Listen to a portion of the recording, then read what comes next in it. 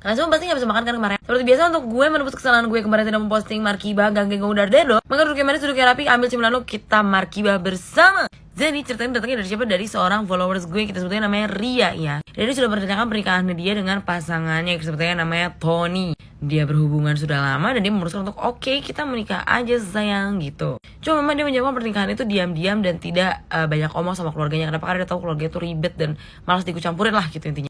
Terus emang ada aja tujuan pernikahan say. Tujuan pernikahan mereka apa tuh? Tujuan pernikahannya adalah pada saat Ria dan Anton mendeklarasikan mereka akan menikah, gak lama dari itu tiba-tiba dibikin geger lah satu rumah. Gimana kan dibikin gegernya? Iya, Ria di fitness kalau misalnya dia buntong. Kok bisa kak? Iya bisa, karena tiba-tiba di rumah itu ada tespek dan itu 2 garis biru. Jadi dianggapnya kalau misalnya Ria menikah itu ya karena Ria bunting duluan. Makanya kenapa Ria tiba-tiba gerbuk-gerbuk mau nikah. Yang mana padahal hubungan itu sudah disiapkan dari lama say sebenarnya sama Ria dan pacarnya. Yang mana Ria dan si pacar ini berpacaran sangat amat berhubungan dengan baik. Jadi kayak gak ada tuh yang kayak gitu-gitu tuh gak ada gitu. Terus dari mana asalnya? Akhirnya pacarnya tuh tahu kalau misalnya ada huru-hara itu di rumahnya. Pacarnya berantem dong sama si Ria akhirnya. Kenapa? Karena dia tidak pernah melakukan hal tersebut. Jadi akhirnya Ria memutuskan untuk kayak ya udah kalau kamu gak percaya sama aku, ayo kita ke rumah sakit aja dan dibuktikan kalau misalnya Ria itu tidak positif alias Ria negatif. Akhirnya penasaran dong dicari tahu lagi siapa sih sebenarnya yang bunting di rumah itu gitu kan.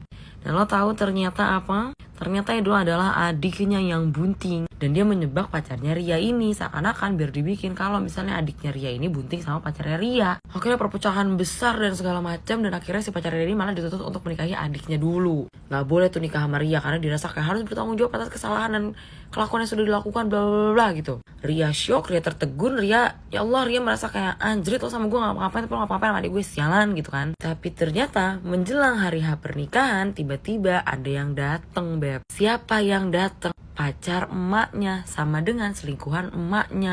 Datang dia kucuk bilanglah sama si adiknya Ria, sebetulnya nama adiknya Ria siapa ye? Dini. Ngomong begini sama si Dini nih, si laki sialan ini.